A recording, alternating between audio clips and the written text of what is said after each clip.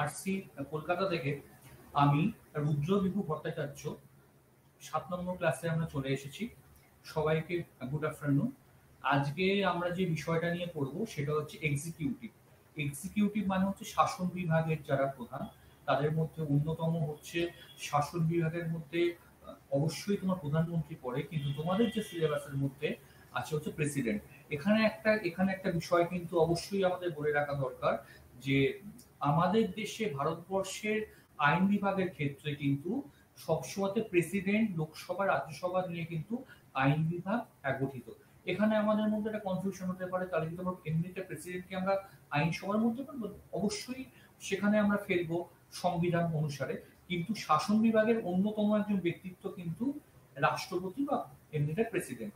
এবং আমাদের যে প্রেসিডেন্ট এখন বর্তমানে রামনাথ কোবিন্দ, তিনি আছেন এবং হচ্ছেন প্রেসিডেন্ট যে পদ, সেটা নিয়ে নানা সমাজে নানা রকমের বিতর্ক হয়েছে যে আদৌ কি প্রেসিডেন্ট পদটা থাকা উচিত নাকি উচিত নয়, বা সেটার কি কার্যকারী কোনো ভূমিকা আছে নাকি নেই। এবং সব থেকে এটা বড় বিষয় হচ্ছে বিভিন্ন সমাজে আমরা দেখতে পাই যে এমনিতে নিয়মতান্ত্রিক শাসন হিসেবে আমাদের দেশে কিন্তু সবসময়তে রাষ্ট্রপতি তার যে কোনো ক্ষমতা বা ভূমিকাকে পালন করে থাকেন। কিন্তু তা সত্ত্বেও দেখবো যতই তিনি নিয়মতান্ত্রিক শাসক হোক না কেন, তার সঙ্গে কিন্তু সংবিধানেও যেমন তার একটা গুরুত্ব আছে, তার সঙ্গে সারা ভারতের রাজনীতিতে তার কিন্তু অবশ্যই একটা গুরুত্ব আছে। এখনো কিন্তু আমরা বিভিন্ন জায়গাতে প্রেসিডেন্টকে বিভিন্ন প্রতিবেশী দেশে বা বিশ্বের যে কোনো রাষ্ট্রে আমরা ভারতের হয়ে কিন্তু প্রতিনিধিত্ব করতে দেখি। সুতরাং শুধুমাত্র যে এটা একটা নাম সর্বস্ব পদ তা নয়, সেখানে কিন্তু অবশ্যই সেখানে প্রধানমন্ত্রীর যেমন ভূমিকা থাকে, প্রেসিডেন্টেরও ভূমিকা থাকে। প্রথমে আমরা ভূমিকার মধ্যে চলে আসি। সেখানে আমরা যদি দেখি, তিনি কিন্তু ভারতবর্ষের কেন্দ্রীয় আইন বিভাগের সর্বোচ্চ পদাধিকারী হলেন রাষ্ট্রপতি। এবং রাষ্ট্রপতি যেহেতু পুরো শাসন বিভাগের শীর্ষে অবস্থান করেন, সেই জন্য সংবিধানের 53 নম্বর ধারা অনুসারে ভারতীয় যুক্তরাষ্ট্রের শাসন ক্ষমতা কিন্তু রাষ্ট্রপতির হাতেই ন্যস্ত থাকে। তার মানে যা কিছু শাসন হচ্ছে সেটা কিন্তু রাষ্ট্রপতির নামেই হয়। তা সেই জন্যই তিনি নিয়মতান্ত্রিক এমনিতে প্রধান। এবং হচ্ছে এবং হচ্ছে তিনি কিন্তু নিজে শাসন ক্ষমতা যেমন হচ্ছে প্রয়োগ করেন না, তিনি কিন্তু তার অধস্তন যেসব কর্মচারী আছে তাদের মাধ্যমেই শাসন ক্ষমতাকে প্রয়োগ করে থাকেন। তার কিন্তু নিজের ভূমিকাটা যথেষ্ট পরিমাণে সংবিধান অনুযায়ী লিমিটেড। এবং যত দিন গেছে সংবিধান যত এগিয়েছে, ততই আমরা দেখেছি যে সংবিধান তাকে বিভিন্নভাবে কিন্তু আরো বেশি তার যে ক্ষমতাকে রেস্ট্রিক্ট করে দিয়েছে, যাতে সে আর বেশি করে ক্ষমতা প্রয়োগ করতে না পারে। তিনি একধারে শাসন বিভাগের প্রধান এবং অন্যদিকে আইন বিভাগের অবিচ্ছেদ্য অংশ। তবে ভারতবর্ষের রাষ্ট্রপতি, যেটা আমি এক্ষুনি বললাম, তিনি কিন্তু নিয়মতান্ত্রিক বা নাম সর্বস্ব প্রধান। তিনি হয়তো তোমার রাষ্ট্রপতি নামে হতেই এমনিতে পারেন, কিন্তু এটা ভাবার পর এমনিতে কারোর কোনো রকম কারণ নেই। তিনি হচ্ছেন একদম কিন্তু প্রকৃত শাসক। আমাদের দেশের প্রকৃত শাসক কিন্তু প্রধানমন্ত্রী নিজে, এবং তার যে কোনো মন্ত্রী পরিষদ, তার মাধ্যমেই আমাদের শাসন ব্যবস্থা কিন্তু প্রয়োগ করা হয়। এবং সংসদীয় শাসন ব্যবস্থা আমাদের দেশে প্রবর্তিত হয়েছে, আমরা খুব ভালো করেই সেটা জানি। আমাদের দেশে কোনোভাবেই কিন্তু রাষ্ট্রপতি শাসন নেই, যেটা কিন্তু আমরা অবশ্যই আরেকটা বৃহত্তম গণতান্ত্রিক দেশ মার্কিন যুক্তরাষ্ট্রে আমরা দেখতে পাই। সেখানে আমরা যদি দেখি, সেখানে কিন্তু ক্ষমতা স্বতন্ত্রীকরণ নীতি আছে। ফরাসি বিপ্লবের একজন অন্যতম দার্শনিক মন্তেস্কুর আলোচনা থেকে আমরা ক্ষমতা স্বতন্ত্রীকরণ নীতি বিভিন্ন রকমের আলোচনা পাই। এবং ক্ষমতা স্বতন্ত্রীকরণ নীতি মানে কি, যেখানে আইন বিভাগ, শাসন বিভাগ, বিচার বিভাগ সম্পূর্ণ আলাদা, এবং হচ্ছে সেখানে কেউ কারোর ব্যাপারে ইনভলভ হয় না। যদি আমাদের দেশেই আমরা দেখি, তাহলে আমরা দেখবো যে ভারতবর্ষের ক্ষেত্রে কিন্তু অবশ্যই বিচার বিভাগ আলাদা, সুপ্রিম কোর্ট একদম আলাদাভাবে কাজ করে। কিন্তু শাসন বিভাগের সংখ্যাগরিষ্ঠ দল, বিশেষ করে তোমার আইন বিভাগের যে সংখ্যাগরিষ্ঠ দল, তারাই কিন্তু শাসন বিভাগের ক্ষমতায় আসে। সুতরাং আইন বিভাগের সঙ্গে শাসন বিভাগের একটা আমরা খুবই কিন্তু ঘনিষ্ঠ সম্পর্ক আমরা দেখতে পাই। এবং সেই ঘনিষ্ঠ সম্পর্ক দেখার দরুন বিভিন্ন সময়তে দেখা গেছে ভারতে কিন্তু ক্ষমতা স্বতন্ত্রীকরণ নীতি একদমই নেই। ফলে শাসন বিভাগের সঙ্গে আইনসভার ঘনিষ্ঠ সম্পর্ক থাকে। এবং সেই জন্যই কিন্তু ভারতের যে রাষ্ট্রপতি, তার সঙ্গে হচ্ছে প্রধানমন্ত্রী, তারা সবাই কিন্তু শাসন বিভাগের সদস্য হওয়া সত্ত্বেও বা শাসন বিভাগের নাম সর্বস্ব এবং প্রকৃত শাসক হওয়া সত্ত্বেও আইনসভায় তাদের কিন্তু একটা বিশাল বড় ভূমিকা থেকে যায়। কিভাবে আইনকে তোমার পাস হবে, প্রণয়ন হবে, তার কিভাবে দলকে তিনি নেতৃত্ব দেবেন, বা কোন রকম বার্তা যদি প্রেরণ করতে হয় রাষ্ট্রপতিকে, তিনি কিন্তু আইনসভাতে বার্তা প্রেরণ করতে পারেন। কিন্তু মার্কিন যুক্তরাষ্ট্রে এরকম কোনো সিস্টেম নেই। ওখানে কিন্তু কোনো দল আইনসভাতে সংখ্যাগরিষ্ঠতা থাকুক বা না থাকুক, তাতে কিন্তু কোনোভাবেই মার্কিন যুক্তরাষ্ট্রের রাষ্ট্রপতির কিছু এসে যায় না। তিনি কিন্তু ৪ বছরের জন্য ক্ষমতায় আসেন, আর ৪ বছরই থাকুক। এমনিতে কিন্তু ৪ বছরই তিনি ক্ষমতায় থাকেন। তার এই তোমার দলের সংখ্যাগরিষ্ঠতা বা আস্থা প্রস্তাব, অনাস্থা যে প্রস্তাব, যেটা আমাদের দেশে খুবই কিন্তু গুরুত্বপূর্ণ, সেরকম কোনো জিনিস আমরা মার্কিন সংবিধানে বা মার্কিন আইনসভা বা রাজনীতিতে দেখতে পাই না। সেই জন্যই মার্কিন দেশের রাষ্ট্রপতির সঙ্গে আমাদের দেশের কিন্তু রাষ্ট্রপতি, এটাই হচ্ছে বেসিক যে তফাৎ। আমাদের দেশে কিন্তু রাষ্ট্রপতি হচ্ছে নিয়মতান্ত্রিক একজন শাসক, ওদের দেশে কিন্তু রাষ্ট্রপতি হচ্ছেন প্রকৃত শাসক। ওখানে কিন্তু প্রধানমন্ত্রীর কোনো ভূমিকা নেই। আমাদের দেশে কিন্তু প্রধানমন্ত্রীর ভূমিকা আছে, কারণ আমাদের দেশে সংসদীয় শাসন ব্যবস্থা আছে। এবার আমি তার পরের পয়েন্টে চলে আসি, ভারতের রাষ্ট্রপতির পদপ্রার্থীদের যোগ্যতা। খুব স্বাভাবিকভাবে অবশ্যই তাকে ভারতীয় নাগরিক হতে হবে, এবং সংবিধানের ৫৮ নম্বর ধারায় ভারতীয় যে রাষ্ট্রপতি হবেন তার কিন্তু যোগ্যতার বিষয়ে উল্লেখ আছে।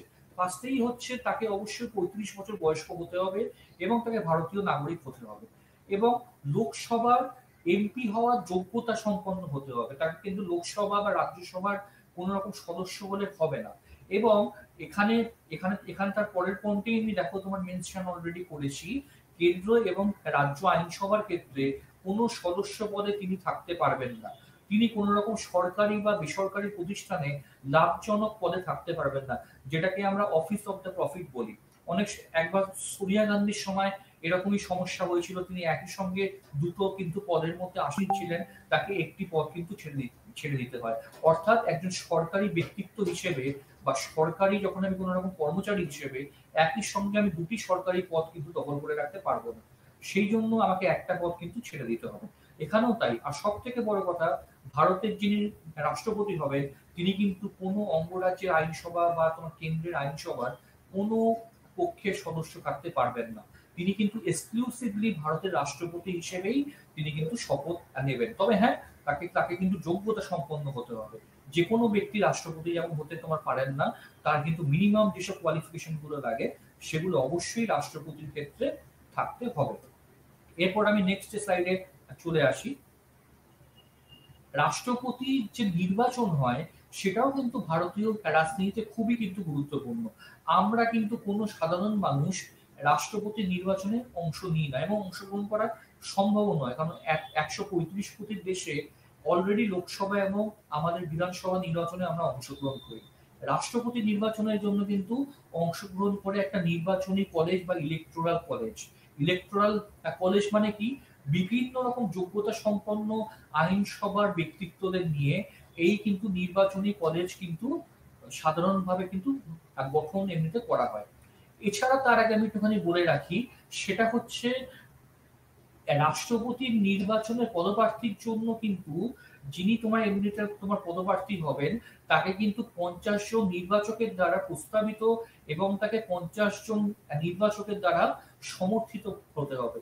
এই যে আমি ৫০ জন নির্বাচকের কথা বলছি, এই যে তোমার ৫০ জন হচ্ছেন বিভিন্ন আইনসভার সিলেক্ট করা কিছু তোমার ব্যক্তিত্ব, তারাই কিন্তু প্রথমে আগে সমর্থন করবেন। এবং আরেকটা কি, রাষ্ট্রপতি নির্বাচনের পদপ্রার্থীকে মনোনয়নপত্র জমা দেওয়ার সময় ১৫,০০০ টাকা ফি বাবদ কিন্তু জমা রাখতে হয়। প্রসঙ্গত উল্লেখযোগ্য, সংবিধানের ৫৯ নম্বর ধারায় যদি আমরা দেখি, লোকসভা, রাজ্যসভা অথবা বিধানসভা কিংবা বিধান পরিষদ ইত্যাদি কোনো পক্ষের সদস্য যদি রাষ্ট্রপতি পদে নির্বাচিত হন, তাহলে নির্বাচনের দিন, যেদিন তিনি শপথ গ্রহণ করবেন, সেদিন থেকে কিন্তু ধরে নেওয়া হবে তিনি আর সেই সদস্য পদকে ত্যাগ করেছেন। যেটা আমি অলরেডি আগের যে স্লাইডে আমি বললাম, তিনি যদি কোনো কারণে দেখা যায় লোকসভা বা রাজ্যসভা কিংবা অঙ্গরাজ্যের বিধানসভা কিংবা উচ্চকক্ষ বিধান পরিষদের তিনি কোনো কারণে সদস্য আছেন, তাহলে আমরা সেক্ষেত্রে আমরা ধরে নেব যেদিন তিনি শপথ গ্রহণ করবেন সেদিন থেকে কিন্তু তিনি ওই সদস্য পদটা ত্যাগ করেছেন বলে ধরে নেওয়া হবে। তার মানে তার সদস্য পদটা, আইনসভা সদস্য পদটা অটোমেটিক্যালি কিন্তু সেদিন থেকে বাতিল হয়ে যেতে শুরু করবে। তার মানে তিনি এক্সক্লুসিভলি তখন থেকে রাষ্ট্রপতি হিসেবে সবাইকার সামনে আসবেন। এরপরে আমরা আসছি হচ্ছে নির্বাচন পদ্ধতি, যেটা আমি এক্ষুনি 50 জন নির্বাচকের কথা বলতে গিয়ে বললাম। রাষ্ট্রপতি নির্বাচনের ক্ষেত্রে কিন্তু সবসময়তে ইলেকটোরাল যে কলেজ সেখানে কিন্তু গঠন করা হয়। ইলেকটোরাল কলেজ আমরা মার্কিন যুক্তরাষ্ট্রের রাষ্ট্রপতি নির্বাচনের ক্ষেত্রেও কিন্তু বিভিন্ন সময়তে এমনিতে কিন্তু গঠন করতে দেখি, এবং সেখানে কিন্তু একটা পৃথক নির্বাচক মন্ডলী থাকে। আমাদের লোকসভা বা রাজ্যসভার ইলেকশনে কিন্তু কোন রকম এরকম ইলেকটোরাল কলেজ থাকে না। আমরাই যাই গিয়ে আমরা ব্যালট বাক্সে গিয়ে ভোট দিই, এবং সেই তোমার ভোটের মাধ্যমে নির্বাচন হয় সাধারণ যারা লোকসভার যারা সাংসদ বা রাজ্যসভার সাংসদ বা আমাদের বিধানসভার বিধায়ক। কিন্তু রাষ্ট্রপতির যে পদ সেটা এতটাই বড় পদ, এবং তার যে তোমার এমনিতে তোমার পদের ক্ষেত্রে যদি আমরা দেখি বিভিন্ন সময়তে তাকে নানা রকম ভাবে বিধানসভাতে যে, এবং সে তোমার পদের জন্য তার কিন্তু পৃথক ইলেকটোরাল একটা কলেজ আছে, সেই ইলেকটোরাল কলেজ অনুযায়ী তাকে কিন্তু সবসময়তে নির্বাচিত করা হয়। এবং ইলেকটোরাল কলেজটায় একক হস্তান্তরযোগ্য সমানুপাতিক প্রতিনিধিত্বের মাধ্যমে, যাকে আমরা ইংলিশে বলি proportional representation by means of a single transferable vote, তার মাধ্যমে নির্বাচিত হন। এটা একটি জটিল একটি পদ্ধতি, এবং এখানে বিভিন্ন পদ্ধতির মধ্য দিয়ে একের পর এক অনুসরণ করে বা অতিক্রম করে রাষ্ট্রপতি কিন্তু নির্বাচিত হন। সেই যে নির্বাচন তোমার পদ্ধতি নিয়ে আমরা নেক্সট যে স্লাইড সেখানে আমরা খানিকটা আলোচনা কিন্তু করেছি। প্রথমেই আমরা বলে রাখি কেন্দ্রীয় আইনসভা অর্থাৎ পার্লামেন্টের উভয় কক্ষের, অর্থাৎ এখানে আমি রাজ্যসভা এবং লোকসভার কথা বলছি, সেখানকার নির্বাচিত যারা সদস্য সিলেক্টিভ কিছু মেম্বার্সরা কিন্তু ইলেকটোরাল কলেজের অন্যতম সদস্য হিসেবে থাকেন। আবার কে কে থাকেন? প্রত্যেক অঙ্গরাজ্যের বিধানসভা নির্বাচিত যারা বিধায়ক তারাও কিন্তু সদস্যবৃন্দ হিসেবে ইলেকটোরাল কলেজে থাকেন, তারা কিন্তু ভোটদানের অধিকারী।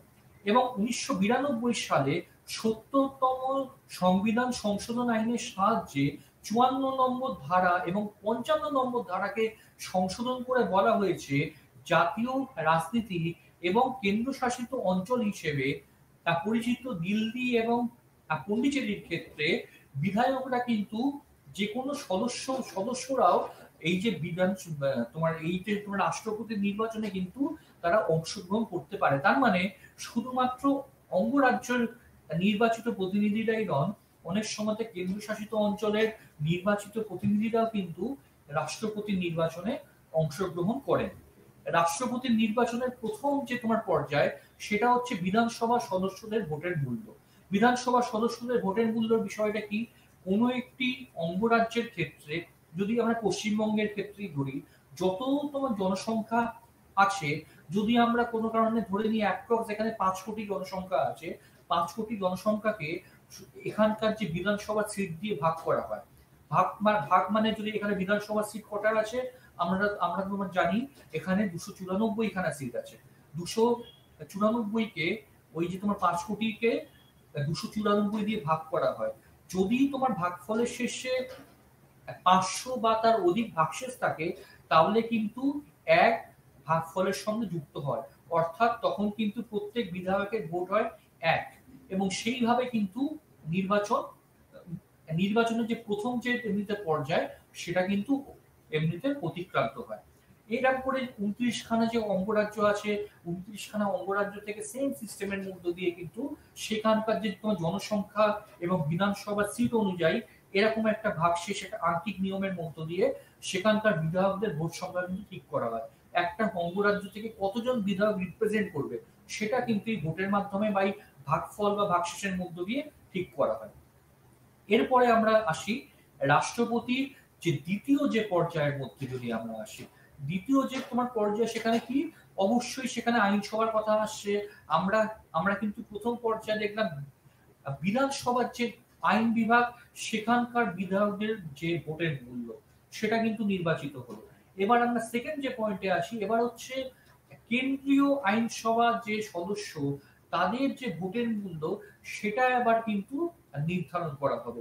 সেটাও এই অঙ্কের নিয়মের মধ্য দিয়ে প্রত্যেক তোমার বিধানসভার যে এমনিতে সদস্য, সেখান থেকে যারা আবার কিন্তু সাংসদ হিসেবে লোকসভাতে আসছে, সাংসদদের থেকেও সেই যে সাংসদদের মধ্যে থেকে যে অঞ্চলকে তিনি রিপ্রেজেন্ট করছেন, যেমন যদি আমরা দেখি পশ্চিমবঙ্গের ক্ষেত্রে ৪২ খানা লোকসভাতে সিট আছে। ৪২ খানা লোকসভা সিটের থেকে কতজন সাংসদ রাষ্ট্রপতি নির্বাচনে অংশগ্রহণ করবে, সেটাও সেই অঙ্কের নিয়মের মধ্য দিয়ে, জনসংখ্যার মধ্য দিয়ে কিন্তু সিলেক্ট করা হয়। এটা একটা জটিল কিন্তু পদ্ধতি। এবং সেটার পরে আমরা কিন্তু এমনিতে পড়ি হচ্ছে তৃতীয় যে পর্যায়। তৃতীয় পর্যায়টা খুব সিম্পল, সেখানে কিন্তু ভোট গ্রহণ হয়। গোপন যে ব্যালটের মধ্য দিয়ে ভোট গ্রহণ করা হয়। এবং সেই ভোট গ্রহণের মধ্যে একটা এখানে বিষয় অবশ্যই আমাদের বলে রাখতে হবে, সকলকে কিন্তু গোপন ব্যালটের মধ্য দিয়ে তাদের যে তোমার পছন্দের প্রার্থীকে, তাকে কিন্তু ভোট দিতে হয়। এই যে তোমার ভোট গ্রহণ প্রক্রিয়াকেই বলা হচ্ছে একক হস্তান্তরযোগ্য সমানুপাতিক ভোটদানের পদ্ধতি। সেটা কি? সাধারণভাবে যদি আমরা দেখি রাষ্ট্রপতি নির্বাচনের চতুর্থ প্রক্রিয়ায়, যেটাকে আমরা কোটা সিস্টেম বলি। কোটা সিস্টেম মানে কি? ন্যূনতম প্রথম পছন্দের ভোট, সেটা যদি একজন রাষ্ট্রপতি পদপ্রার্থী না পান, সেটাকেই কিন্তু এমনিতে বলা হচ্ছে যে কোটা। যদি তোমার একজন ন্যূনতম যে পছন্দের, যদি আমি সাপোজ ধরে নিই যে ১০০ খানা সব মিলিয়ে ভোট কিন্তু পড়েছে, একজনকে মিনিমাম যদি ৫১ খানা ভোট পেতে হয়, এরকম কোনো সিস্টেম নেই যে ৫১টাই পেতে হবে, সেখানে তোমার ৩০টাতেও প্রথম পছন্দের ভোট হতে পারে। এই যে মিনিমাম সংখ্যক যে ভোট পেতে হয়, সেটাকেই কিন্তু রাষ্ট্রপতির নির্বাচনে আমরা কোটা বলি। এবং হচ্ছে কোটা মানে হচ্ছে ন্যূনতম ভোট। যে কোনো এমনিতে পদপ্রার্থীকে যদি রাষ্ট্রপতি হিসেবে নির্বাচিত হতে হয়, তাকে কিন্তু এই যে তোমার ন্যূনতম যে ভোট, সেটা কিন্তু পেতেই হবে। এবং সেটা হতে পারে ১০০-র মধ্যে ৪০, কিংবা ১০০-র মধ্যে ৬০, ১০০-র মধ্যে ৭০। যিনি এই ৭০ খানা যে ডিজিটকে প্রথম ছোবেন, তিনিই কিন্তু রাষ্ট্রপতি হিসেবে নির্বাচিত হবেন। এবং যদি তিনি না ছোঁন বা যদি ৭০ খানা না পান, সেক্ষেত্রে কি হবে সেটার কথাও সংবিধান আমাদের কিন্তু বলেছে। যেরকম হচ্ছে আমি তোমার যদি ধরে নিই এবিসি তিনজন হচ্ছেন রাষ্ট্রপতি পদপ্রার্থী, সেক্ষেত্রে যদি এই যে তোমার তিনজনকে যদি সব মিলিয়ে অন্ততপক্ষে ১০০ জন ভোট দেন, সবাইকে কিন্তু এই তিনজনের ক্ষেত্রে অবশ্যই প্রথম পছন্দের ভোট দিতে হবে। কারুর মনে হতে পারে আমি এ কে তোমার প্রথম পছন্দের ভোট দেব, সি কে আমি দ্বিতীয় পছন্দের ভোট দেব, তার সঙ্গে বি কে আমি তৃতীয় পছন্দের ভোট দেব। কিন্তু যেভাবেই আমরা ভোট দিই না কেন, সকলের ক্ষেত্রেই কিন্তু অবশ্যই তোমার প্রথম পছন্দের ভোটটা দিতেই হবে। যে আমি একে কি প্রথম পছন্দ করছি, নাকি একে আমি ১ নম্বরে রাখছি, নাকি আমি এটাকে ৩ নম্বরে রাখছি। যদি আমি সেক্ষেত্রে প্রথম পছন্দের ভোট কোনো এমনিতে যারা ভোটদানে অংশগ্রহণ করছেন, তারা যদি না দেন, সেক্ষেত্রে কিন্তু তার ভোটটা বাতিল বলে গণ্য করা হবে। তার মানে এবিসি রাষ্ট্রপতি পদপ্রার্থীর নির্বাচনের ক্ষেত্রে আমাকে অবশ্যই ৩ জনকে প্রথম পছন্দের ভোট কিন্তু দিতেই হবে। এবং তারপর তাদের আমি দ্বিতীয় পছন্দের ভোট দিতেও পারি, নাও আমি কিন্তু দিতে পারি। আমাকে কিন্তু ১ নম্বর পছন্দটা কিন্তু জানাতেই হবে। সেটা আমার হতে পারে আমি শুধু এ কেই হয়তো পছন্দ করি। এ কে আমি দেব হচ্ছে ১, বি বা সি কে আমি পছন্দ করি না, আমি ২ বা ৩ সেখানে নাই মেনশন করতে পারি। আবার যদি কেউ এরকমও যদি কোনো ভোটদানের ক্ষেত্রে কোনো যদি তোমার এমনিতে ভোটদানে অংশগ্রহণকারী কোনো ব্যক্তি যদি মনে করে এ কে আমার পছন্দ নয়, বি কেও পছন্দ নয়, আমি শুধুমাত্র সি কেই পছন্দ করি, সে শুধু সি কে কিন্তু ১ নম্বর দিতে পারে। ২, ৩ দেওয়াটা কিন্তু বাধ্যতামূলক নয়। এই যে তোমার প্রথম পছন্দের ভোটগুলো, যখন ভোট গ্রহণ তোমার শেষ হয়, তখন কিন্তু এই যে তোমার প্রথম পছন্দের যে বৈধ তোমার ভোটগুলিকে গণনা কিন্তু করা হয়। যে সেখানে যদি দেখা যায় নাম্বার 1 অর্থাৎ এ সবথেকে বেশি প্রথম পছন্দের ভোট পেয়েছে, এবং সে যে ন্যূনতম কোটা, যেটাকে আমরা ১০০-র মধ্যে ৪০ যদি আমরা ধরে নিই, ৪০ খানা ভোট পেয়ে গেছে, তাহলে ধরে নেওয়া হবে তিনি কিন্তু রাষ্ট্রপতি হিসেবে নির্বাচিত হয়েছেন। যদি সেটা না হয়, যদি দেখা যায় তিনি হয়তো ৪০-এর কম ভোট পেয়েছেন, তাহলে যিনি সবথেকে কম প্রথম পছন্দের ভোট পেয়েছেন, তাকে কিন্তু ওই যে তোমার নির্বাচন থেকে বাদ দিয়ে দেওয়া হবে। যদি দেখা যায় এ বি সি এর মধ্যে সি সবথেকে কম প্রথম পছন্দের ভোট পেয়েছে, সি কে প্রথমেই আগে কিন্তু বাদ দিয়ে দেওয়া হয়। তাহলে সি এর ভোটগুলো কি হবে? সি এর যে প্রথম পছন্দের ভোটগুলো কিন্তু আবার কিন্তু যোগ করা হয় এ আর বি এর সঙ্গে। এ আর বি এর সঙ্গে যোগ করে আবার এই কিন্তু প্রক্রিয়াটা চলতে থাকে। যদি আরেকবার এই প্রক্রিয়ার পরে তোমার দেখা যায় এ আবার সেই প্রথম পছন্দের ভোট পেয়েছে বা কোটা পেরিয়ে গেছে, তাহলে আর কিন্তু এই যে তোমার প্রক্রিয়াটা চলে না। যদি অন্যথায় না হয় তখন বি কেও এক সময় পরে বাদ দিয়ে দেওয়া হবে। বি কে বাদ দিয়ে তখন এই অবশিষ্ট থাকবে, এই তখন রাষ্ট্রপতি হিসেবে কিন্তু সেখানে নির্বাচিত হবে। অনেকেই এই যে রাষ্ট্রপতির যে নির্বাচনকে নিয়ে নানা সময়তে বিতর্ক কিন্তু তোলেন, এবং বিতর্ক তোলার কিন্তু যথেষ্ট রকম কারণ আছে। এটা এটা ঠিক কোনো নির্বাচন নয়, এটা হচ্ছে স্বেচ্ছাদের নিজের ইচ্ছার মতো যে কোনো কিন্তু পদপ্রার্থীকে যারা প্রথম পছন্দের ভোট পেয়েছে তাদেরকেও কিন্তু বাদ দিয়ে দেওয়ার একটা প্রক্রিয়া। যদিও এই তোমার প্রক্রিয়াটাকে নিয়ে নানা রকম বিতর্ক আছে, কিন্তু ভারতীয় রাজনীতির ক্ষেত্রে যদি আমরা দেখি এইভাবেই কিন্তু যে কোনো রাষ্ট্রপতিকে নির্বাচন করা হয়। এবং সেখানে কিন্তু যা বৈধ ভোট আছে, বৈধ ভোটগুলিকে ভোট সংখ্যা দিয়ে ভাগ করে সেই ভাগফলের সঙ্গে একযোগ করতে হয়, এবং সেই একযোগ করার পরেই কিন্তু কোটা সংখ্যক ভোট আমরা পেতে পারি। ন্যূনতম যে ভোটের কথা বললাম, যে কোনো পদপ্রার্থীকে ন্যূনতম ভোটটা পেতেই হবে। যতক্ষণ না পাচ্ছেন বা এই যে কোটা সংখ্যক ভোটটা যে পাচ্ছেন না, ততক্ষণ অবধি কিন্তু এই প্রক্রিয়াটা চলবে।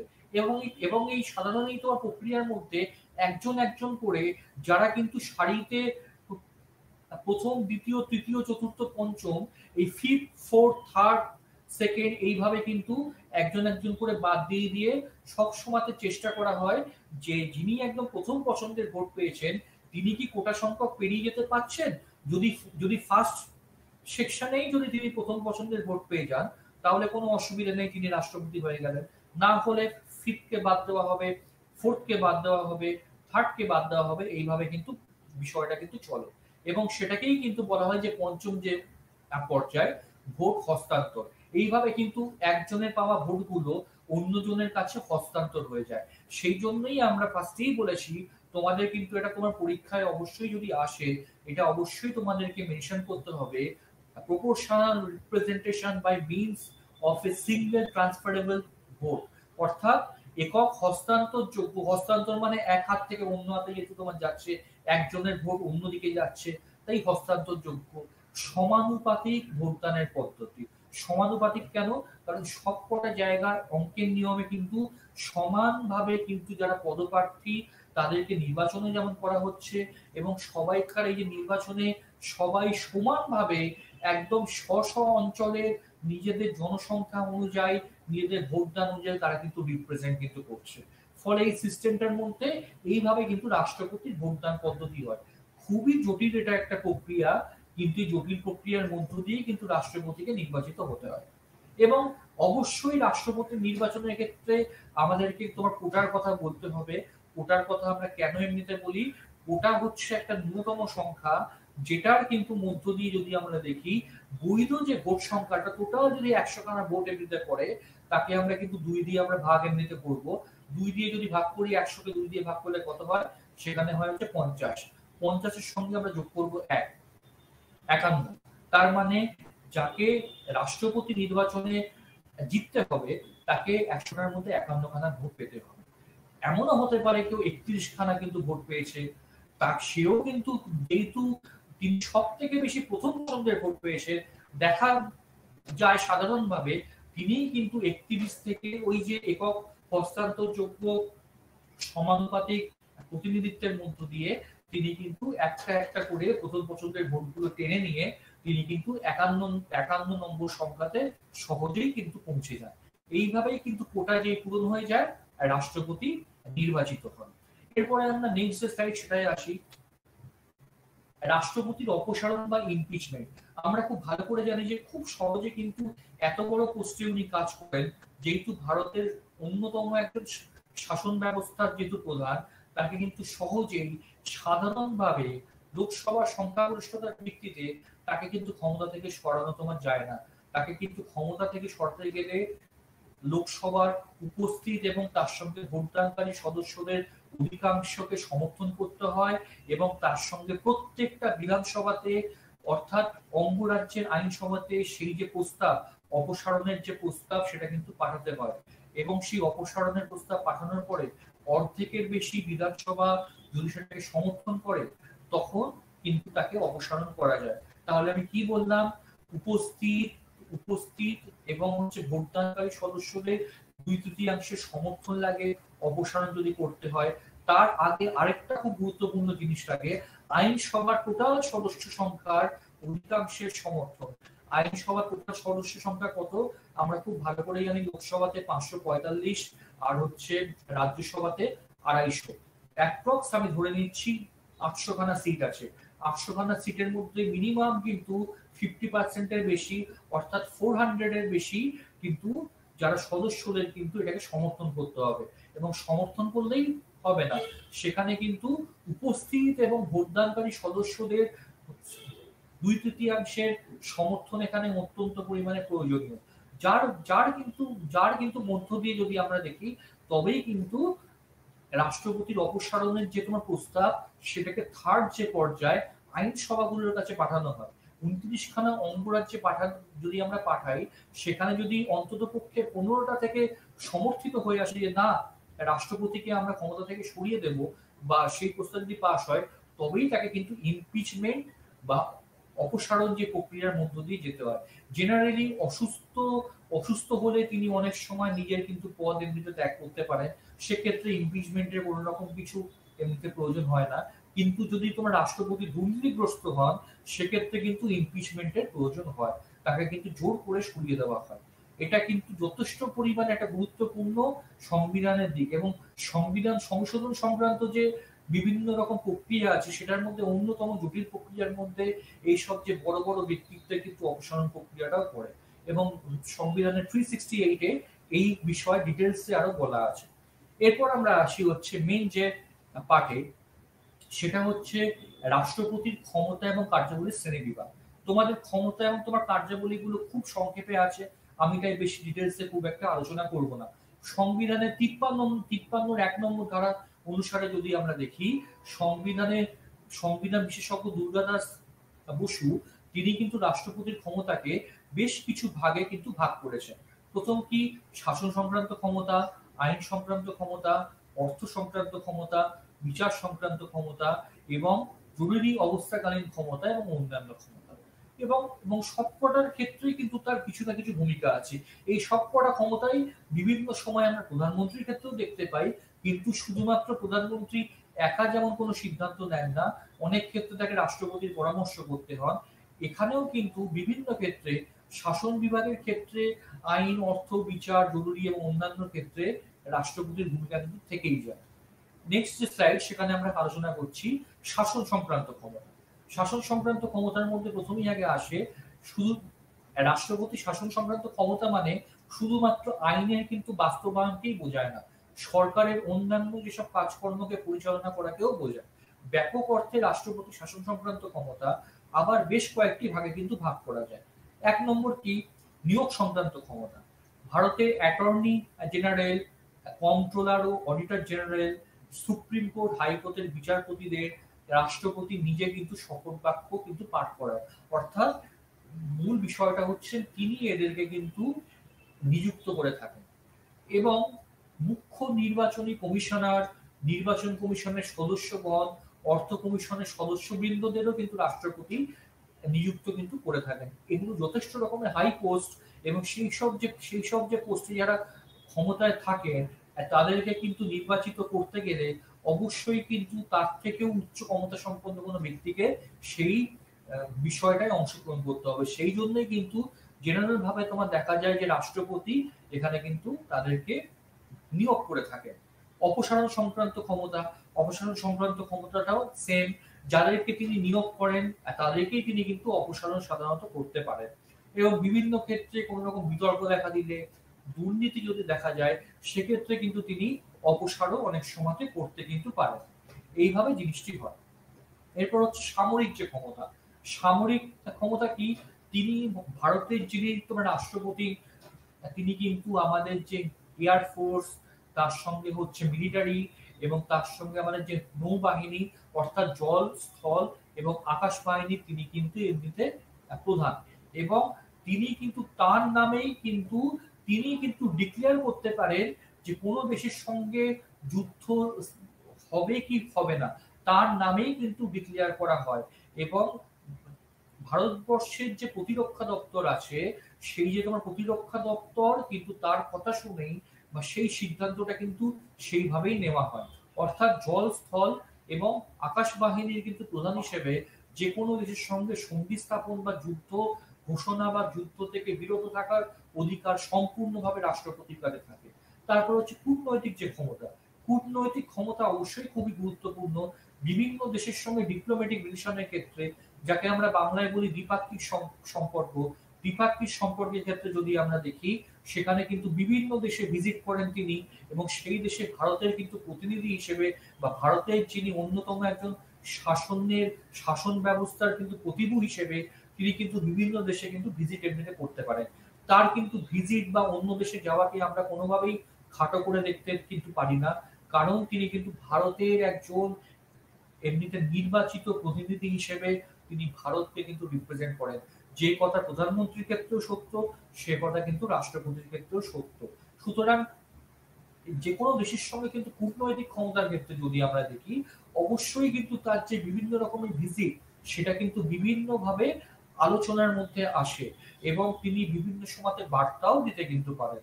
যেরকম হচ্ছে অনেক সময়তে আমরা কিন্তু রাষ্ট্রপতিকে দেখেছি যে রেডিওতে বা তোমার টেলিভিশনে এসে বিভিন্ন বিষয়, যেমন হচ্ছে তোমার করোনা সংক্রান্ত বিষয়, তিনি কিন্তু বিশ্ববাসীর কাছে বার্তা দিতে পারেন এবং তিনি ভারতবাসীকেও বার্তা দিতে পারেন। সুতরাং তার বিভিন্ন জায়গাতে কূটনৈতিক ক্ষমতা স্থাপন করার অধিকার কিন্তু অবশ্যই আছে। নেক্সট যে তোমার কাজের মধ্যে আমরা তোমার চলে আসি, শাসন ক্ষমতার কাজের মধ্যে তত্ত্বাবধায়ক সংক্রান্ত যে ক্ষমতা, সেটা কি?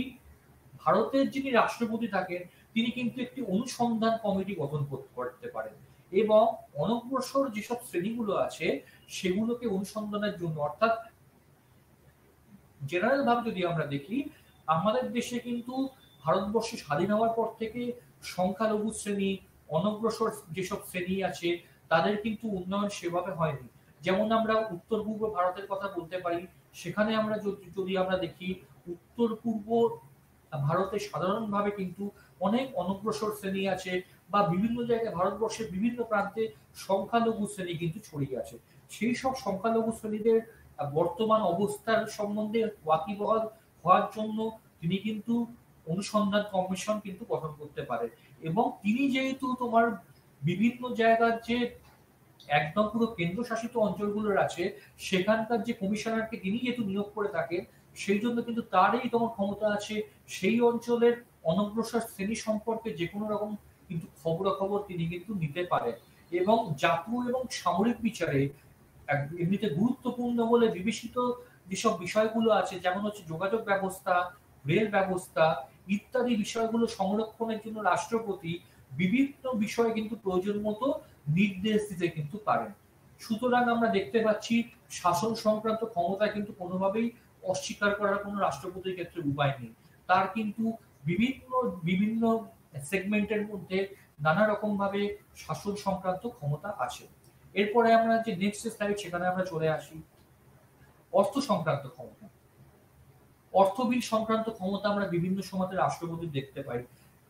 একই রকম রাষ্ট্রপতির সম্মতি ছাড়া কিন্তু কোনো বিল অর্থ বিল হিসেবে লোকসভাতে পেশ করা যায় না।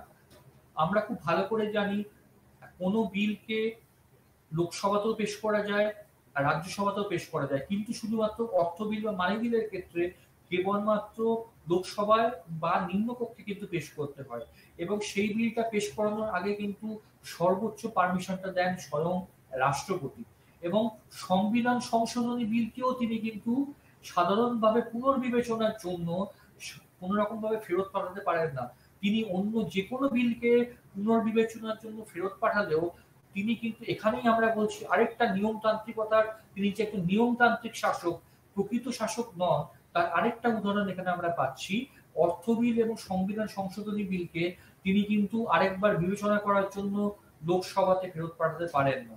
তিনি কিন্তু তাদের সই করতে বা সম্মতি দিতে বাধ্য থাকেন। কিন্তু কিন্তু তিনি সই না করলে অর্থ বিল লোকসভাতে পেশ করা যায় না, কিন্তু তিনি সম্মতি দিতে বাধ্য। দুখানা কিন্তু কথাই খুব অদ্ভুত ভাবে একটুখানি কন্ট্রাডিক্ট, কিন্তু এটাই আমাদের সংবিধানের মধ্যে বাস্তব। তারপরে হচ্ছে আমরা আসি হচ্ছে বাজেট সংক্রান্ত ক্ষমতা। কেন্দ্রীয় অর্থমন্ত্রী, আমাদের এখন কেন্দ্রীয় অর্থমন্ত্রী কে না, নির্মলা সীতারামন। তিনি কিন্তু রাষ্ট্রপতির তরফে সরকারি বাৎসরিক যে আয় ব্যয়ের যে হিসেব থাকে বা যে তোমার বাজেট যে পেশ করেন, সেখানেও কিন্তু তিনি কিন্তু রাষ্ট্রপতির বিহাফে তিনি কিন্তু সেই জিনিসটাকে পেশ করছেন। অর্থাৎ বাজেট পেশ করতে গেলেও কিন্তু রাষ্ট্রপতির সম্মতি লাগে। আরেকটা কি, ভারতবর্ষের যে অনিশ্চিত ব্যয়ের জন্য যে তহবিল আছে, সেখানেও কিন্তু রাষ্ট্রপতি অত্যন্ত গুরুত্বপূর্ণ ভূমিকা পালন করেন। কি গুরুত্বপূর্ণ ভূমিকা? সেখান থেকে কত টাকা খরচ করতে পারবে সরকার বা সেখানকার যে আয় ব্যয়ের যে হিসেব, সেটাও কিন্তু সম্পূর্ণভাবে রাষ্ট্রপতি রাখেন। এবং অনিশ্চিত যে ব্যয়, বিভিন্ন সময়তে কোনো এমার্জেন্সি ফান্ড যেটাকে আমরা বলি, কোনো জায়গাতে হয়তো তোমার এমনিতে কোনো রকম ন্যাচারাল তোমার কোনো রকম দুর্ঘটনা হলো, কিংবা কোনো রকম দেশের ক্ষেত্রে কোনো এমার্জেন্সি সিচুয়েশন হলো, তখন কিন্তু এইসব যে ব্যয়, এগুলো কিন্তু বাজেটের মধ্যে ধরা থাকে না, এগুলোকে অনিশ্চিত ব্যয় এমনিতে পড়ে। সেই ফান্ড থেকে যে টাকা খরচ হচ্ছে, সেটারও কিন্তু হিসেব নিকেশ দিতে পারে রাষ্ট্রপতি নিজে। তারপরে আমরা কি আসি, তারপর একটা আমরা আসি হচ্ছে অর্থ কমিশন গঠন সংক্রান্ত ক্ষমতা। রাষ্ট্রপতি প্রতি 5 বছর অন্তর অর্থ কমিশন কিন্তু গঠন করে থাকে।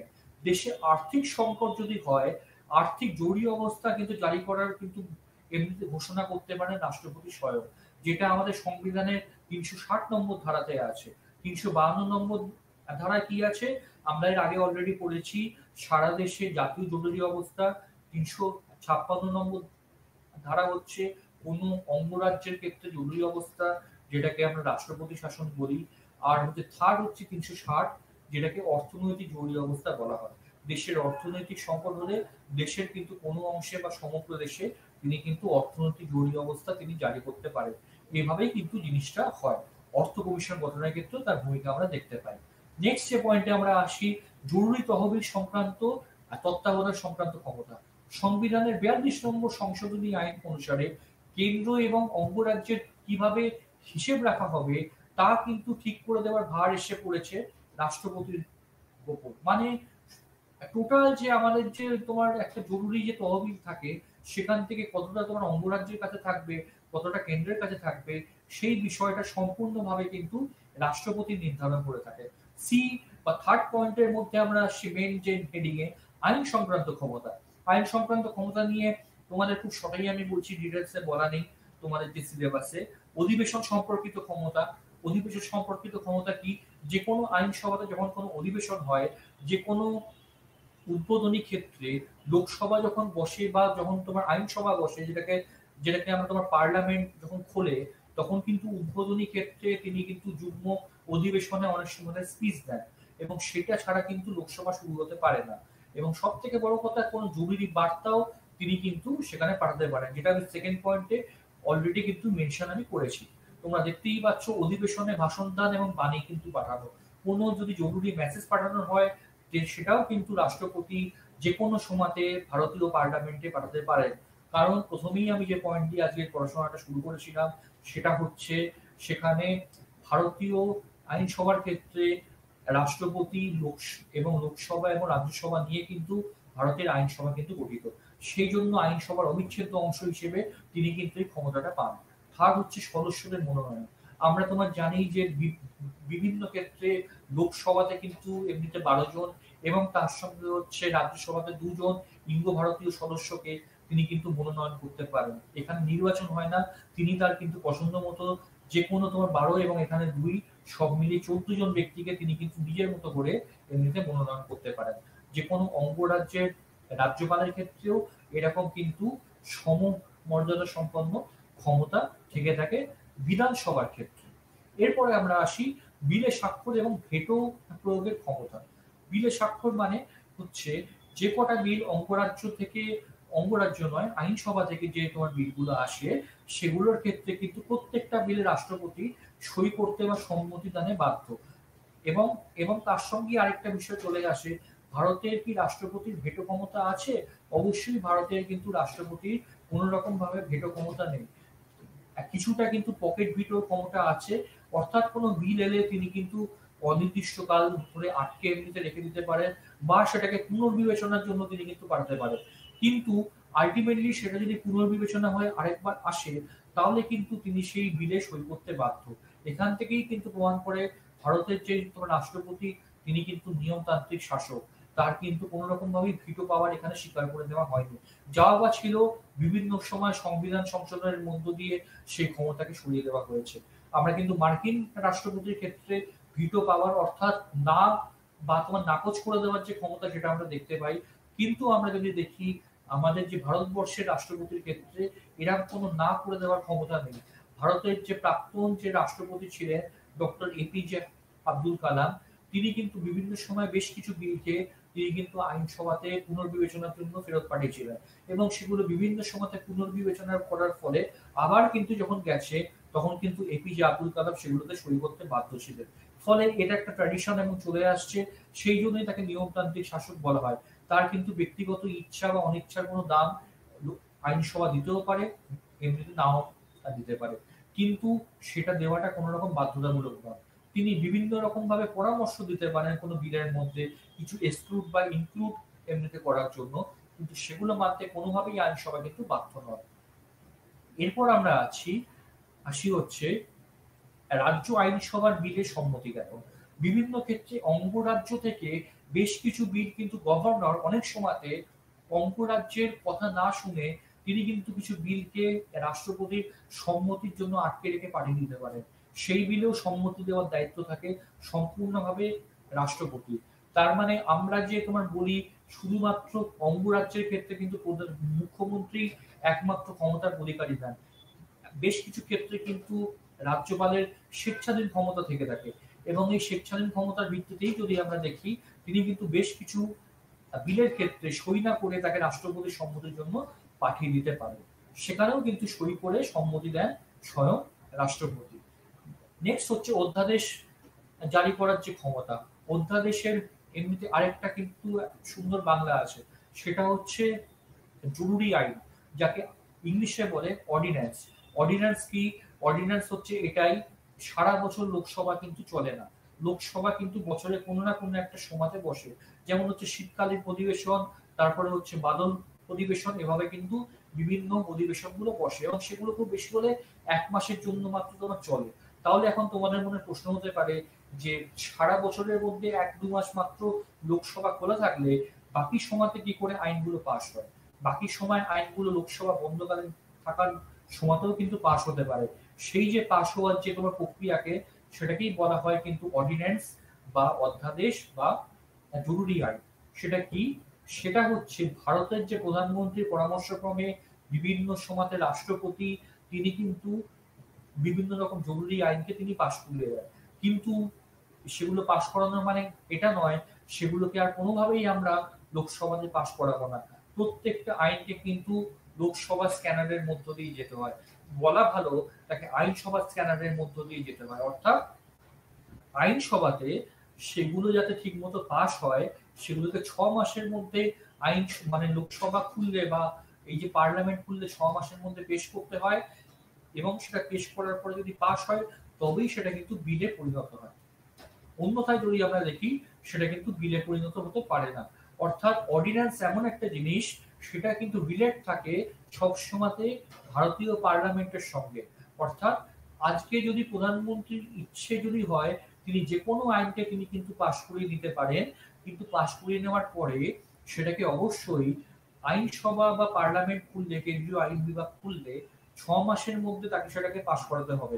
অন্যথায় সেই আইনটি বাতিল বলে কিন্তু গণ্য হবে। এটাই হচ্ছে জরুরি আইন। লাস্ট হচ্ছে সম্মতি জ্ঞাপন সংক্রান্ত ক্ষমতা।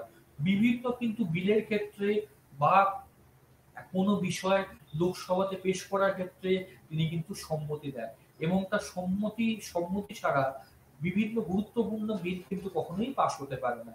যেমন অর্থ সংক্রান্ত বিল বা হচ্ছে বাজেট সংক্রান্ত যেসব প্রস্তাব বা এই যে বাজেট যে পেশ করা হয় সেই যে বিষয়টা সেটার ক্ষেত্রে তার কিন্তু সম্মতি বিশাল বড় একটা কিন্তু গুরুত্বপূর্ণ বিষয় হিসেবে সামনে আসে। নেক্সট আমরা সাইডে আসছি। নেক্সটটাতে আমরা আসছি হচ্ছে বিচার সংক্রান্ত ক্ষমতা। বিচার সংক্রান্ত ক্ষমতাটা বলার পরে আমরা জরুরি অবস্থা সংক্রান্ত ক্ষমতায় এই যে আমরা একটা ছবি এখানে মেনশন করেছি সেই নিয়ে আলোচনা আমরা করব। বিচার সংক্রান্ত ক্ষমতার ক্ষেত্রে আমরা খুব ভালো করে জানি তার কিছুটা হলেও বিচার সংক্রান্ত ক্ষমতা আছে। বিচার সংক্রান্ত ক্ষমতা কি? কোনো বিচারাধীন বন্দী তাকে যদি আদালত এরকম ভাবে ফাঁসি দিয়ে দেয় বা ফাঁসির অর্ডার দিয়ে দেয়, লাস্ট কিন্তু তাকে ক্ষমা প্রদর্শন করতে পারেন স্বয়ং রাষ্ট্রপতি নিজে। এবং সেক্ষেত্রে অনেক এরকম কেস আমাদের ভারতীয় বিচার ব্যবস্থার ক্ষেত্রে আছে, যেখানে কিন্তু আলটিমেটলি কিন্তু ক্ষমা প্রদর্শন করে তোমার দিয়েছে। যেমন রাজীব গান্ধীর হত্যা মামলার ক্ষেত্রে নলিনী বলে যাকে তোমার ধরা হয়েছিল, তাকেও কিন্তু ক্ষমা প্রদর্শনের মধ্য দিয়ে আজও অব্দি তাকে কিন্তু জেলবন্দি করে রেখে দেওয়া হয়েছে।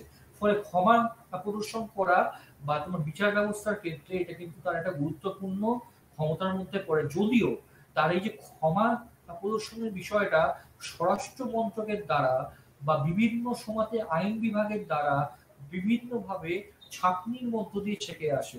তিনি একা কিন্তু স্বেচ্ছাধীন ক্ষমতা অনুযায়ী জেনারেলি কিন্তু সেই ক্ষমতাকে প্রয়োগ করতে এমনিতে পারেন না।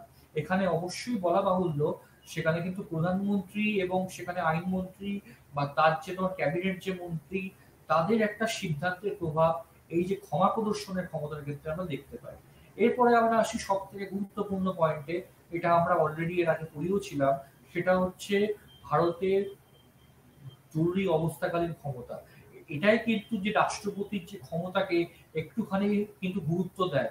কারণ ভারতবর্ষে কিন্তু আজ অব্দি দুবার জরুরি অবস্থা জারি করা হয়েছে, এবং তার সঙ্গে হচ্ছে যেটা ইন্দিরা গান্ধীর সময় আমরা জানি, এবং সেই সময়তে আমরা কিন্তু রাষ্ট্রপতির ক্ষমতা একদম পরিষ্কারভাবে কিন্তু বুঝতে পাই। কিন্তু তার সঙ্গে এটাও ঠিক যে যে কোনো কিন্তু রাষ্ট্রপতি নিজের স্বেচ্ছাধীনভাবে নিজের ইচ্ছে মতো জরুরি অবস্থা জারি করতে পারেন না। এখানেও কিন্তু প্রধানমন্ত্রী তাকে কিন্তু পরামর্শ মেনে চলতে হয়।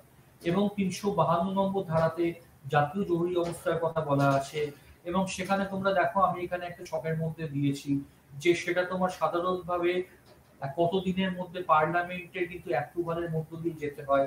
এখানে আমি অলরেডি সেটা কিন্তু মেনশন করেছি। এই যে ১ মাসের মধ্যে যদি আমাকে ন্যাশনাল এমার্জেন্সি জারি করতে হয়, জাতীয় জরুরি অবস্থা, তাহলে সেটাকে আমাকে ১ মাসের মধ্যে লোকসভা বা রাজ্যসভা থেকে পাশ করতে হবে। আবার ৩৫৬ নম্বর ধারা কিন্তু ২ মাসের মধ্যে আমাকে কিন্তু পাশ করাতে হবে লোকসভা বা রাজ্যসভা থেকে। এগুলো প্রত্যেকটাই কিন্তু জরুরি আইন হিসেবে যে কোনো সময়তেই লাগু হতে পারে, কিন্তু পাশ করানোর দায়িত্ব অবশ্যই কিন্তু সরকারের থেকে যায়।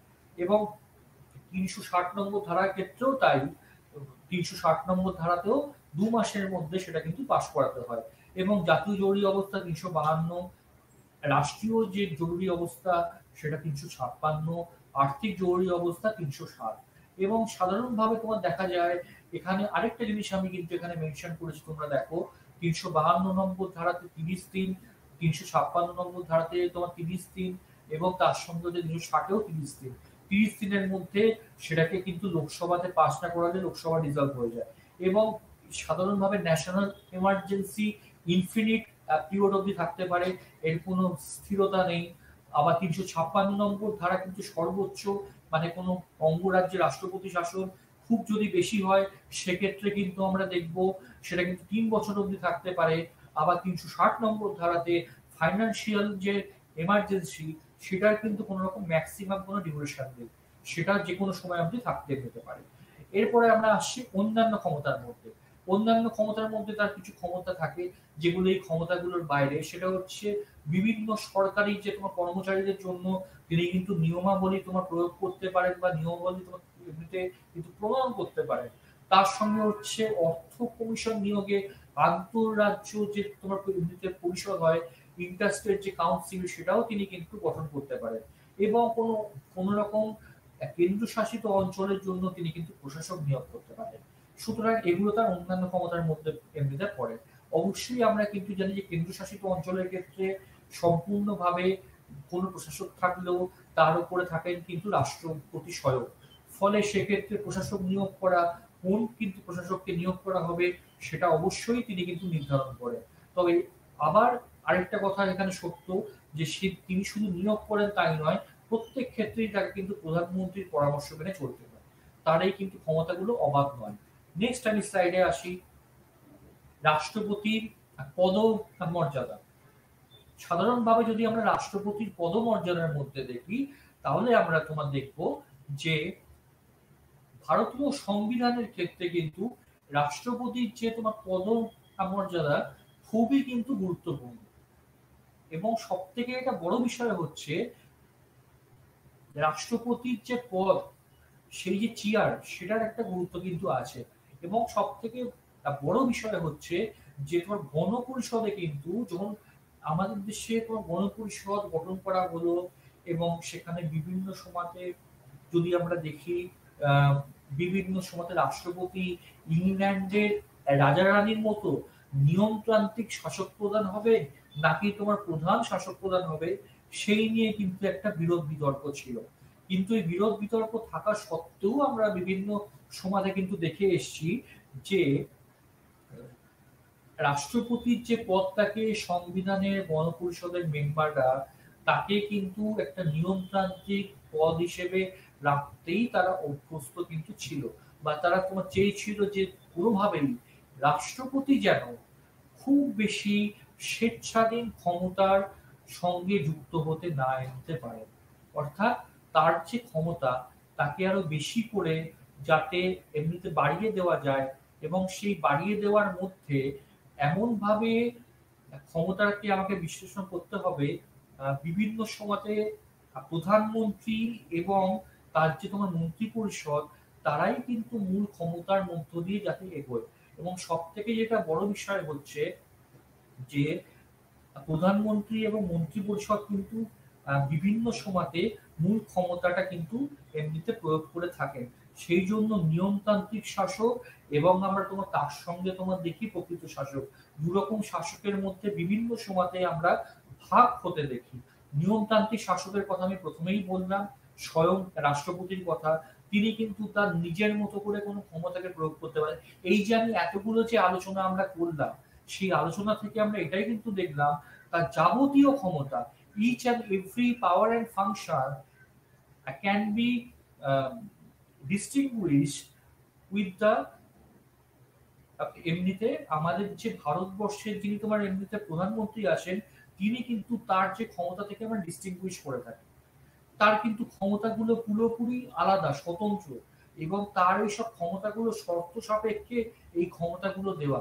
সংবিধান তাদেরকে এমনভাবে রাষ্ট্রপতিকে ক্ষমতা দিয়েছেন যাতে তিনি সংবিধানকে ডিঙিয়ে কোনোভাবেই স্বেচ্ছাধীন ক্ষমতা প্রয়োগ করতে না পারেন, যাতে তিনি একা সর্বেসর্বা হয়ে একনায়কতান্ত্রিক ভাবে ভারতকে নিয়ন্ত্রণ করতে না নিতে পারেন। যে জন্য কিনা ভারতবর্ষের মতো গণতান্ত্রিক দেশে তাকে কিন্তু চেক অ্যান্ড ব্যালেন্স করার জন্য, তাকে নিয়ন্ত্রণ করার জন্য অবশ্যই আছে আইনসভা। আইনসভা যেরকম শুধুমাত্র প্রধানমন্ত্রী এবং তার মন্ত্রী পরিষদকে এমনিতে নিয়ন্ত্রণ করেন তাই নয়, তার সঙ্গে কিন্তু তিনি রাষ্ট্রপতিকেও নানাভাবে কিন্তু নিয়ন্ত্রণ করে থাকে। ফলে এই নিয়ন্ত্রণের মধ্য দিয়ে যদি আমরা দেখি, তার যে তোমার পদমর্যাদার ক্ষেত্রে সেটার কিন্তু এফেক্ট আমরা দেখতে পাই। এবং বিভিন্ন সময়তে পদমর্যাদার ক্ষেত্রে মন্ত্রিসভার সঙ্গে তার যে সম্পর্ক, সেই বিষয়ে বিভিন্ন সময়তে আমরা হিস্টোরিক্যালি যদি আমরা দেখি, বিভিন্ন সময়তে মত পার্থক্য দেখে এসেছি। যেমন 1979 সালে যখন মোরারজি দেসাইয়ের সরকার ক্ষমতা থেকে সরে গেল, ৭৭ থেকে ৭৯, এই ২ বছরের জন্য তিনি ক্ষমতায় ছিলেন। ৭৯ সালে তখন কিন্তু যিনি রাষ্ট্রপতি ছিলেন, জোয়েল সিং, তিনি কিন্তু কাকে প্রধানমন্ত্রী হিসেবে নির্বাচিত করবেন সেই নিয়ে একটা বিতর্ক দেখা দিয়েছিল। অপশনের মধ্যে ছিলেন হচ্ছেন তোমার দুজন, একজন হচ্ছেন জগজীবন রাম, আরেকজন ছিলেন চৌধুরী চরণ সিং।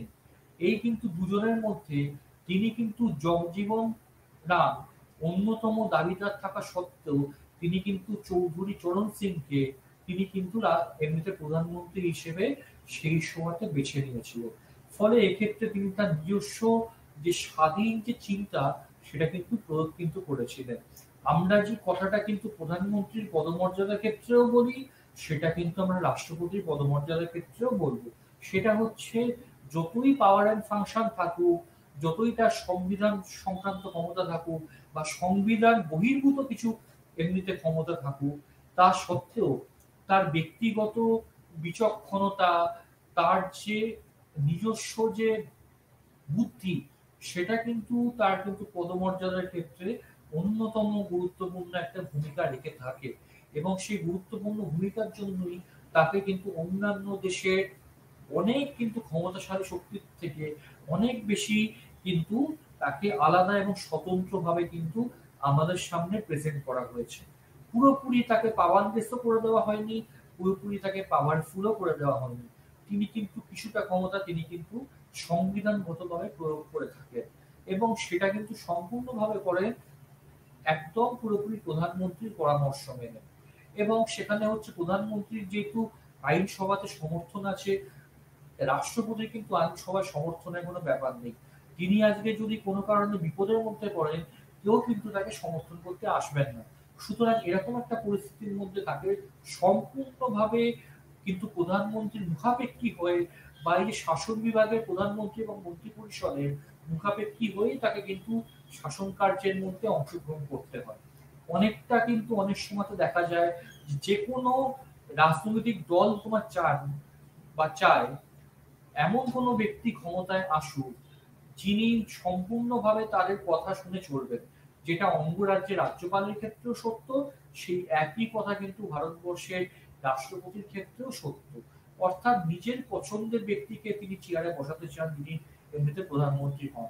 কিন্তু যদি দেখা যায় যে পছন্দের ব্যক্তি ছাড়া আগের সরকারের কোনো ব্যক্তি তিনি যদি সরকারের কথা শুনে চলে, জেনারেলি তাকে কিন্তু ক্ষমতা থেকে সরানো হয় না।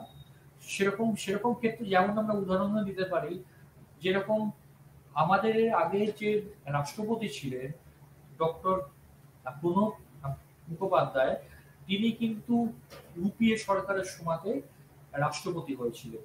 তারপরে 2014 সালে যখন বিজেপি সরকার ক্ষমতায় আসে, তখন কিন্তু আমরা দেখি যে বিজেপি কিন্তু তাকে ক্ষমতা থেকে সরায়নি বা তাকে রাষ্ট্রপতি পদ থেকে সরায়নি, কারণ তিনি সেই সময়তে সেই দলের কথা শুনে কিন্তু চলেছেন। সুতরাং তাকে আর সরানোর কোনো রকম প্রয়োজন হয়নি।